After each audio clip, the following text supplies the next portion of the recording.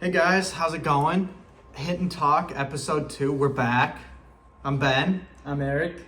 and today we're going to be talking about a little accident that Eric might have had, resulting in some gas tank damages and other stuff like that. So, to start this off, where were you during the accident? I was on Highway 169 merging into it. From Chaska going into the Highway 169 south. And when this happened, I was actually behind him, following him, so I saw this whole thing unfold in front of me as well. And Eric was merging onto the highway just normally, and something happened. And what was that? What happened? So basically, it was a big chunk of rock, at least this size of it. It was a big piece. It's a big piece, and it hit my car. And I found out it was more than the gas tank. The frame was bent. Oh, Gas can cracked. okay. And I forgot the other one, but it's major damage. Wow. Okay. Yeah. So, how did this happen when you were pulling onto the highway from the How? on-ramp? So I was falling behind a car. I might have been too close, but then the car, I don't know, it swerved, so I didn't have enough time to react to it. Then it hit my car. So Right. Surprisingly, didn't hit the bumper at all. Misses the bumper, but it somehow cracks my gas tank. Right, and the rock that he's talking about, it fell off of, it was like a big solid like ice dirt rock chunk. This was more in the winter, so it was cold out that day too.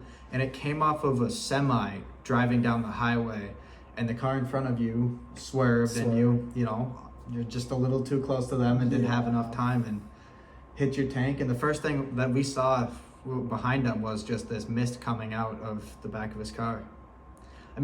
What could have been the worst outcome there? Honestly, the car exploded. That's only the worst outcome. It was leaking quite a bit of It gas. was, oh my goodness. From Chaska to when you got home, how much gas did you lose?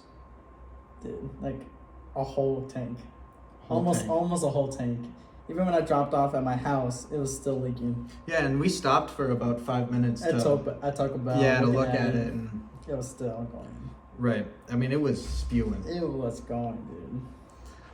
So, the tough question. Was it your fault? I will say it was my fault, honestly, because I was too close to the car. Right. If you're getting onto an on-ramp, it's, you're accelerating, and if the car in front of you is not speeding up to the proper speed, you kind of get a little closer to them. But yeah. something like this can happen, and obviously does happen, so you guys need to be careful when you're following I was just vehicles. slowed down.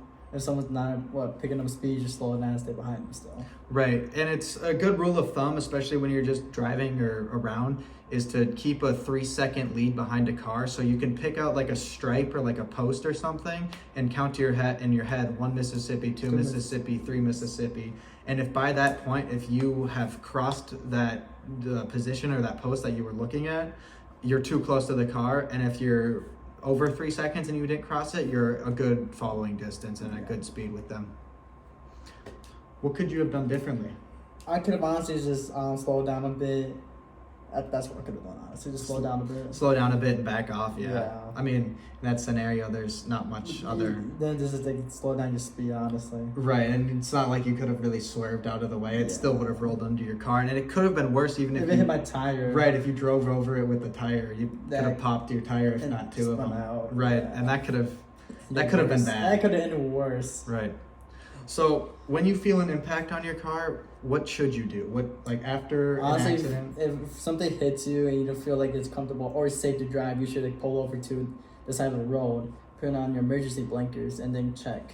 And check to see what damage is done. What can you do? Mm-hmm. And when you figure out what damage has been caused and the severity of it, like with your instance, we were probably better off driving back to your house and getting it to a safe spot so you didn't have to pay for the tow. Yeah. But in other scenarios, when you get into an accident or something goes under your car, you could have other things messed up and it could be a rough ride, and you just want to stay pulled over off to the side and let the tow truck come pick you up or something, like assess it from there. And with more severe damage, you have... I felt like it was a better chance for me just honestly hitting there myself than waiting and wasting all my gas. Right, and wasting all that time too, because this was during the middle of the school day. Yeah, almost. it was honestly at the beginning of the day, around 9:30. Yeah, it was 9:30. It was a great day starter and ruiner. God. What did we learn for the next time we're on the road, Eric? Honestly, just slow out, back off when you're entering the ramp. Just slowly pick a speed depending on the person who's driving in front of you. Mm-hmm. Yeah, and I mean, the main tips that we've learned from this incident and Eric's gas tank, unfortunately succumbing to this rock. Yeah. Main points that we've learned are, keep a 3-second follow distance when you're behind someone. Keep looking around, because you never know when debris could come off of another car. And it's happened where debris comes off of trucks or semis, and people have died from it going through their windshield, or it spinning them out, or them just swerving and hitting another car. So it can be... It could be very dangerous depending where it hits. Right, and especially when you are merging onto a highway. And there's right. nothing you can do, like sort of left or right, because I can't sort of left because of the wall. The wall, and it's sort of right because Yeah, the right was the ditch, and you got we had 2 lanes of cars doing 65, 70 as we're trying to merge in front of them too, and yeah, that was just bad luck, honestly. I think it was decent bit of bad luck. So, what's your biggest takeaway from this? Or your couple biggest takeaways? Couple is that honestly, I just should have taken my time, going into the ramp instead of like rushing in. Honestly, and that's honestly my biggest takeaway. Yeah. Yeah. You can kind of have a good understanding of what not to do next time. Yeah. Well, I mean, I think we learned a lot from this scenario and the unfortunate incidents with your car, Eric.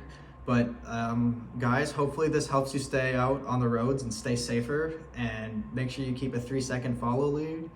And that's about all we got for you on this episode of Hit and Talk. Thanks for watching, guys. Go follow and subscribe to our Instagram and our YouTube. And also follow our Twitter as well. Hopefully you're not our next guest on the show. And that's it, guys. Drive safe. Drive safe. Bye.